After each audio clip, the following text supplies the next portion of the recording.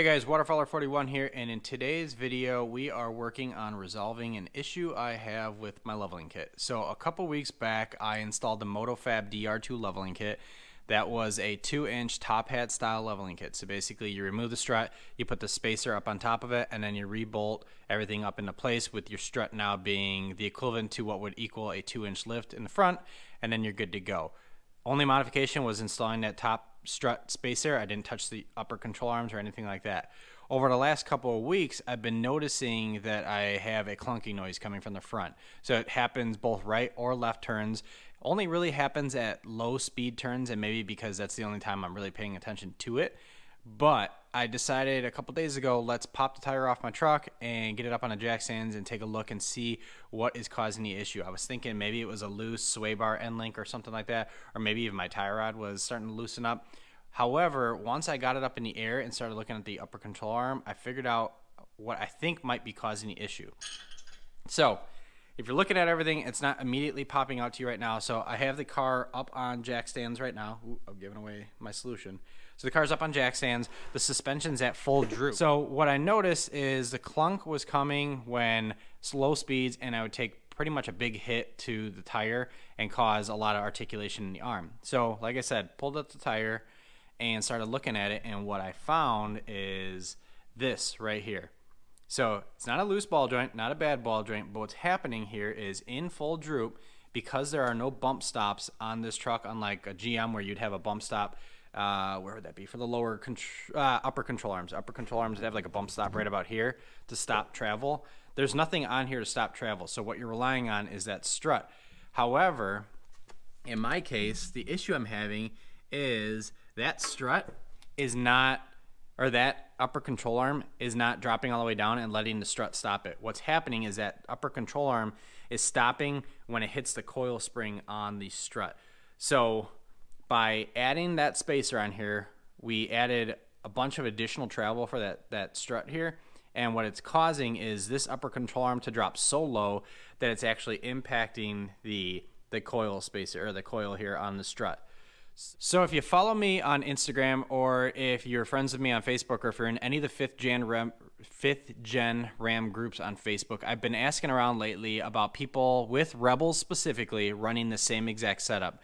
And what I found out is it's really mixed bag. So about half the people who are running the same setup, so factory control arms, 2-inch spacer, or even 2.5-inch spacer for that matter, on the factory struts with the factory springs. So everything else is factory with the exception of that strut spacer.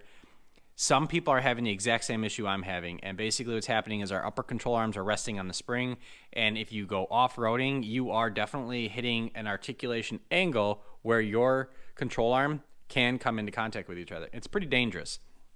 So what I believe is causing it, again, is by adding that 2-inch spacer, we've actually moved the whole strut and its travel down whatever, 1.25 inches, whatever that spacer was.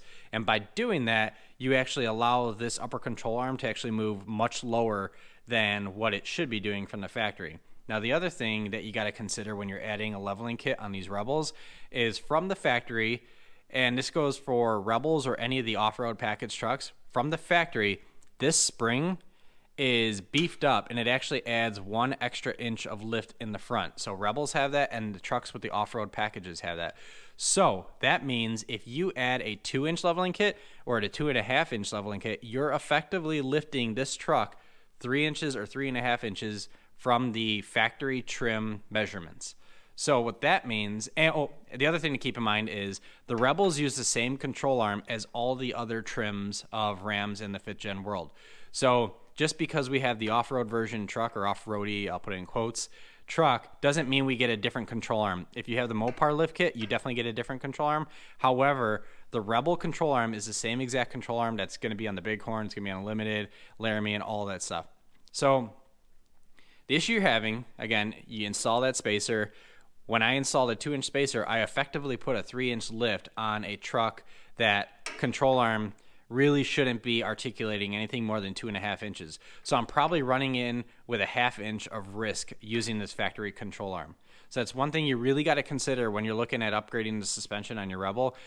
I'm completely fine with leveling kits. I think they're all right. They're an awesome option if you're trying to save a buck, and if you're not really doing any crazy off-roading, that is certainly one option, one way to go. However, what I'm learning here, and again, it's sort of sporadic, but I'm starting to see a lot more people say that they're having the same issue, is you really do need to address the control arms. Now, you got a few options. You can get ready lift, you can get rough country. I've seen a bunch of people look at the Mopar control arms for their truck and basically replacing their factory control arms with the Mopar control arms that come out of the lift kit that they sell. I will advise one word of warning on that. The Mopar lift kit control arm is, I think it's roughly $70 per control arm. It's not a bad price. It looks exactly the same.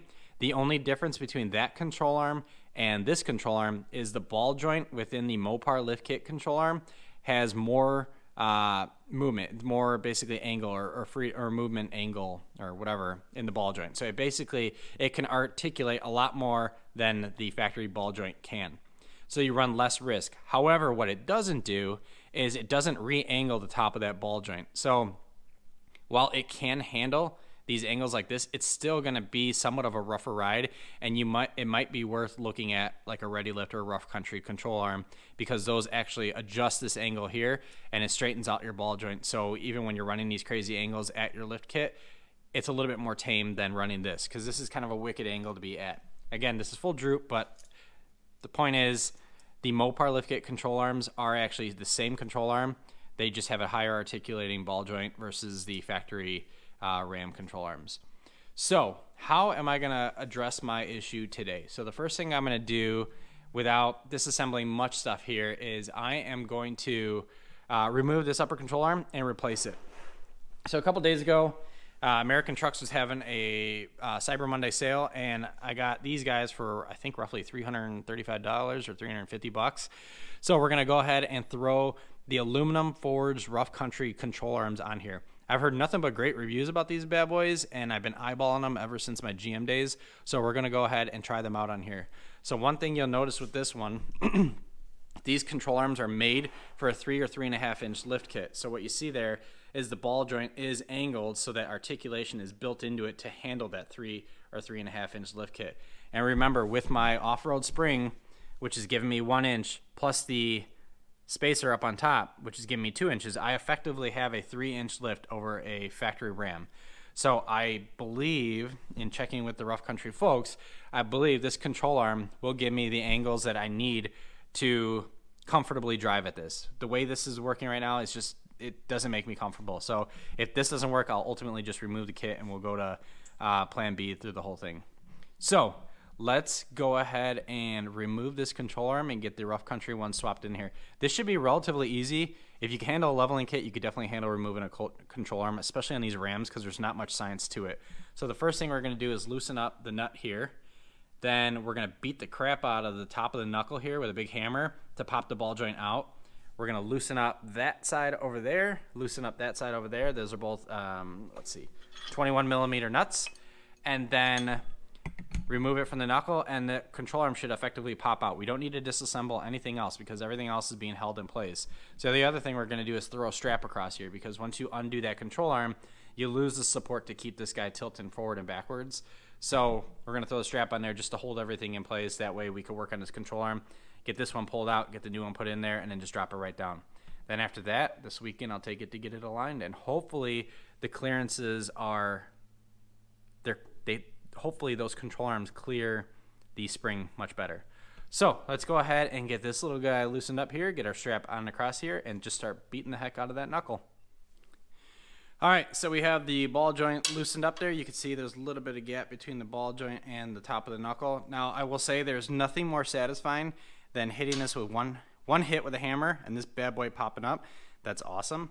So the next thing we're going to do is I'm going to take my pry bar here and just lower that control arm a little bit so I could get the rest of that nut off there, and then slowly lift that control arm up out of the knuckle, loosen up those bad boys, and then we just go ahead and swap in the rough country one, and then it just fills in right here. So I got my strap here. That's going to catch the whole hub assembly from tipping out.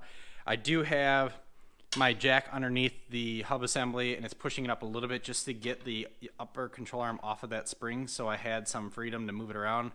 That would have been a pain in the butt trying to do that. So let's get this guy off of here, and we'll take a look at that compared to the rough country one, because I want to point out a few more things about this factory control arm that you should probably know, which might help sway you on upgrading your control arms when you're doing a leveling kit. So let's go ahead and get this guy pulled out of there. Okay, so I have the factory control arm on the passenger side removed, and I have it side by side with the new rough country one that's going to replace it. So right off the bat, you're going to see black, silver. Why is this silver? This is forged aluminum. This is actually plastic. So if you ever take a look at the control arm a lot closer, you'll realize that it's actually metal clad, but underneath it, it's actually like a polymer or something like that. So even more so a reason why you should really be hesitant about running the factory upper control arms on a Rebel or an off-road package when you're doing anything beyond just using it at its factory setting. So if you're leveling it or you're lifting it, these need to go. This is just, it's downright dangerous when you're putting that much stress basically right here and here. When you're bending that ball joint out, you could really definitely just sever it right there. It was a common issue with the stamped steel control arms on a GM, and I anticipate if you keep leveling on these plastic control arms, it's going to be an issue on these guys as well. So the other thing that you're going to see here is the difference between the center of the ball joint to the inside of this control arm is a lot bigger than the rough country one. And the reason why is because you need a lot more material on the plastic control arm or the polymer control arm to add structural integrity. Whereas on the aluminum one, the material in and of itself and the structural setup of it, it's going to be stronger. The other obvious benefit here or difference between the two control arms is, let me back up. You could see that that ball joint is sticking straight out of the angled ball joint cup. So the cup on the rough country one is angled, so it'll return as close as possible to the factory angles on my Rebel once I install it with the 2-inch plus the 1-inch spring. Whereas this factory control arm, it's just straight. And all of that articulation is being done in the ball joint at a perpendicular, it's being done in perpendicular to the upper control arm. But if this upper control arm is sitting at a pretty wicked angle already, you're really stressing that ball joint and you're potentially running into issues with possibly cracking right here or here. So again, on the regular Rams, not the off-road package or not the Rebel, I think you could definitely get away with a 2.5 inch lift or level on those without having to do anything with the upper control arms. It's really when you get into the 2-inch or 2.5 inch on the Rebels that you really should start considering looking at control arms. And at $350 a pop, you're already going to be in there working on everything. It's really easy to swap these out. I think I had this guy out in 15 minutes. I would highly suggest upgrading control arms while you're doing it, just for peace of mind. So you could go with these rough country ones. These are specific for 3 to 3.5 inches of lift, or you can go with the Ready Lift one, or I think Motofab is going to be coming out with a control arm as well in the future. But definitely consider new control arms when you're doing anything beyond factory settings on your off-road package or your Rebel. Okay, so I have the rough country control arm finger tight in there, and first of all, it looks awesome. I think the aluminum lower, aluminum upper, and aluminum knuckle looks good together. Second of all, in Midwest winters, this aluminum is going to weather a lot better than steel. Third of all, I think I resolved my issue. So one thing I didn't do before I put it in there, but I just did it now, is I measured from the center of the ball joint to the inside of the control arm. I did that on the factory arm as well as on the rough country one. So on the factory one, you're almost at 2 inches from the center of the ball joint to the furthest edge or the closest edge to that coil. On the rough country control arm, you're looking at roughly 1.78, 1.79 inches from here, from the center to the inside. So that gets you about, 0.1, 0.2 inches. That's, in this case, that much matters because that gives you the clearance in conjunction with the fact that the control arm does angle that ball joint out much better than everything else here. So I think we resolved our issue here, or hopefully did. So I will get everything tightened back up, and then we'll drop out that guy and see what happens with the control arm if it hits. But right now, I got plenty of clearance to slide my fingers in there with the control arm pulled pretty far down. So I think we're going to be in good shape here. So let's go ahead and get that guy tightened up. All right, so I have everything torqued down. It's 125 foot-pounds on the upper control arm bolts, and then it's 65 foot-pounds on the ball joint. Now, unfortunately, when I did lower everything down to full droop, I got more droop out of it, which is good, but at the same time, I am still running into the issue where the control arm is impacting the spring. Not as bad, and it actually tucks up nicely. However, it's still hitting it, but it hits it later in the droop. So before, that upper control arm, the factory one, was stopping it pretty high up, whereas this one, it lets the whole assembly go down. I'll lower it. I think it's hitting right about there because you can see it starts to pull this spring down. So that is pretty far. As far as normal everyday driving use, I don't think that's going to be an issue. So plan B with trying to resolve this issue before I completely remove the leveling kit is to swap the struts. So one thing I'm going to do before I go over to the other side and swap out that upper control arm is measure from here down to that coil where the control arm is impacting it. If I can verify that the coil on the other side will end up basically right about here, and looks like it might, then swapping the coils side to side might resolve the issue. But for now, I'm just going to upgrade the control arms. I'm going to drive it around, see if I can hear that issue still.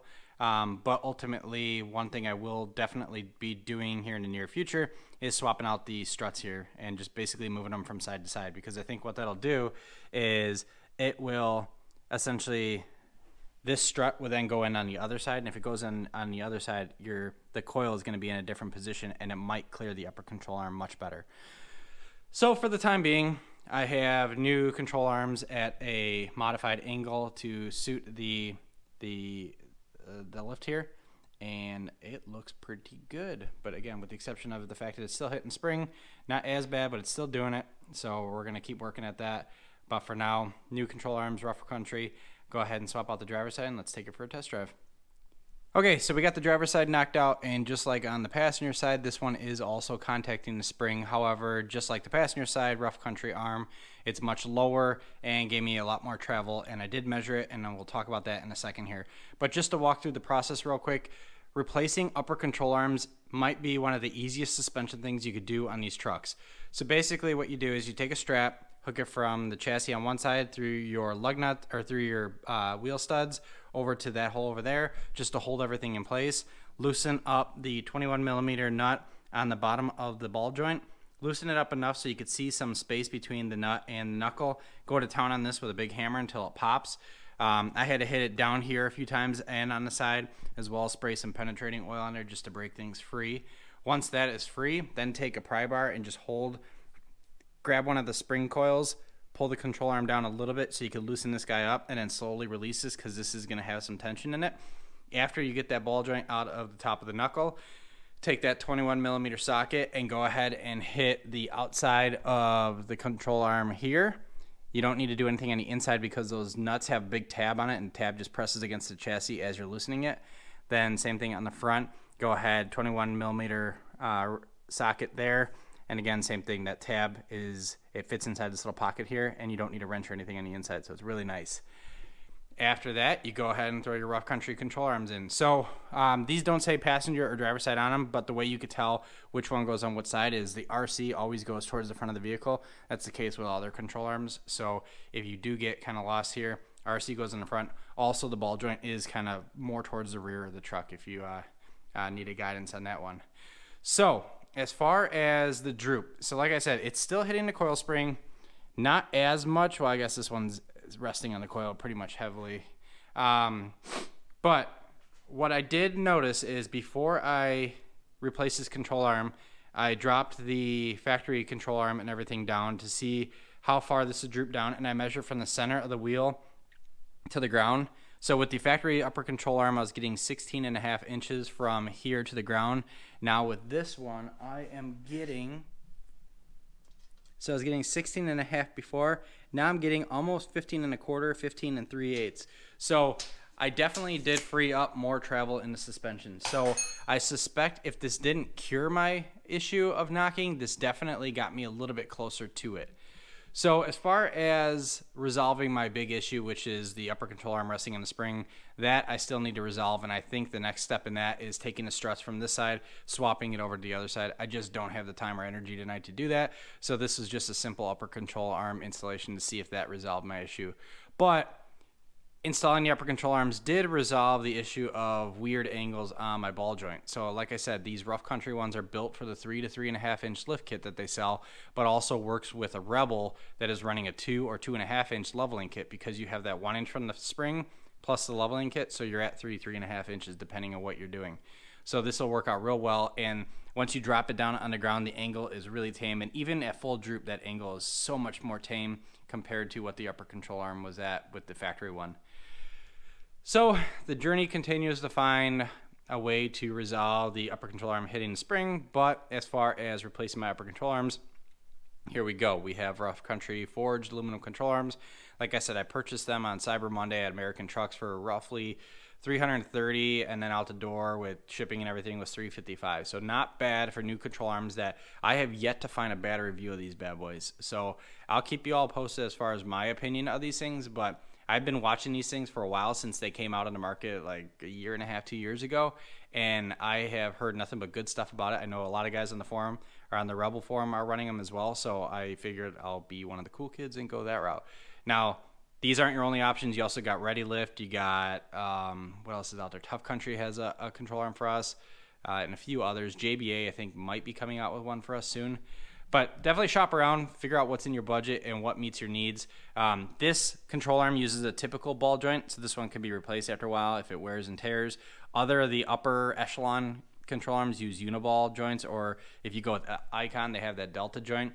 The uniball one scares me with where I drive. So I drive in the Midwest. We love our road salt, and that road salt covers everything in here by the end of the winter. So if you have a uniball, that salt's going to drop down on there, and it's really going to tear that stuff apart.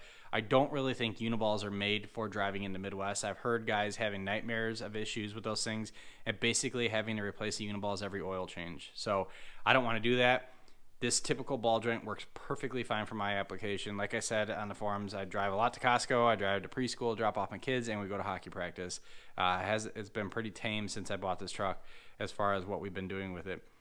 But with that said, this is how you install upper control arms on a Rebel, and really a Ram in general. Any of the new 2019 and newer Rams, this is how you would replace the upper control arms. So if you're not replacing them for a leveling kit, at some point in time, those are 3 wearable points, the ball joint, and then the upper and lower, or upper 2 bushings there. It's just easier just to swap out the whole control arm with a new one. And like I said, even if you are going with an OEM one, you can find the Mopar lift kit ones, which has more articulation in the ball joint, for roughly $71, $72 at your dealership. So check them out if that's what you want to do. But as far as installing aftermarket ones, it is super easy. So I think on a scale of 1 to 5, this is definitely a 1 as far as how hard it is. Really, the only difficult part is pounding the hell out of this guy with a big hammer to free up the ball joint. So with that said, my journey to free up my upper control arm and spring continues, but the control arms are in and we are ready for more projects. Appreciate it. Thank you very much for watching.